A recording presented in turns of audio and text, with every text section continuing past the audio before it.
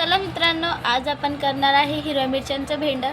तर इथं बघा आपण भेंडी घेऊन घेतलेली, छान याला धुवून घेतलेली आणि आता आपण याला आधी कापून घेऊ। त्याच्यानंतर आपण बघा इथं साहित्य पण घेऊन घेतलेलं आहे।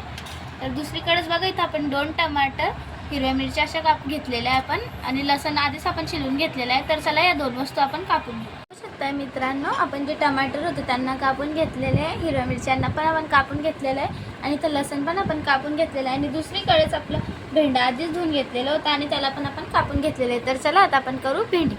आपल्याला करायची आहे भाजीची सुरुवात। तर इथं झालेलं आहे आपलं तेल पण गरम आणि कढई पण गरम। तर सर्वात आधी आपण याच्यामध्ये टाकणार आहे थोडी मिरची लालवाली असते ना, ती टाकून दिली आपण। मनातून तुकडे केलेले होते तिचे, तिला थोडं चटके लागू द्यायचे।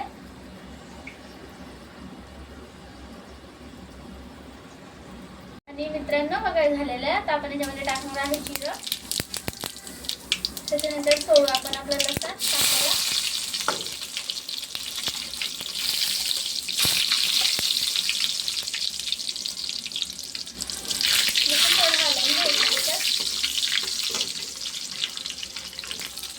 त्याच्यानंतर टाकायचे हिरव्या मिरच्या।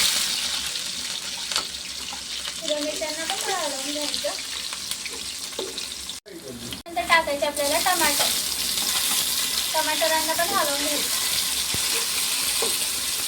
टमाटर आपण टाकून दिलेले होते, आता आपण याला हलवून घेतलेलं आहे। आणि एवढं घ्यायचं लक्षात की आपण याच्यामध्ये कांदा नव्हता टाकलेला, कारण कांदा टाकतात सर्व पण आपण नाही टाकत। आणि त्याच्यामध्ये टाकायचं आपल्याला 1 चम्मच मीठ वरतो आणि थोडीशी हळदी घ्यायची आणि यांना दोघांना हलवून घ्यायचं। आपण हलवून घेतलेलं आहे। याच्यामध्ये एवढी काळजी घ्यायची की आपण मीठ नंतर टाकलेलं आहे, आधी घेतलं ना मीठ तर मग ते चिपचिप होते आणि त्याच्यामध्ये चिपकून जाते भेंडी। मित्रांनो आपल्याला 5 मिनिटं उघडच ठेवायचं, कारण की ना मग ते चिपचिप नाही होत भेंडी, बरोबर मोकळी फुल्ली भेंडी असते। तिला आपण टिफिनला सुद्धा बाळांना सुद्धा देऊ शकतो। आपण याच्यामध्ये टाकणार आहे भेंडी सर्व मटेरियल आपण टाकलेलं होतं त्याच्यामध्ये मिक्स करून घ्यायची, पुढे हलवून घ्यायची त्यांना भेंडीला।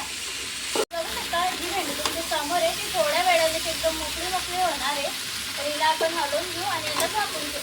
आपल्याला ठेवायचं याच्यावर झाकण, फक्त 10 मिनिटं राहू द्यायचं आणि गॅस मीडियम फ्लेम ठेवायची। आता आपण झाकण उघडून बघू की आपली भाजी झालेली की तुम्ही बघू शकता किती छान प्रकाराने मोकळी आपली भेंडीची भाजी बनवून तयार झालेली आहे। एक वेळेस तुम्ही सुद्धा ट्राय करून बघा। आणि हा एवढं लक्षात घ्या की त्याच्यात कांदा नको टाका, नाही तर एवढा सुंदर भाजीचा बिघाड होईल।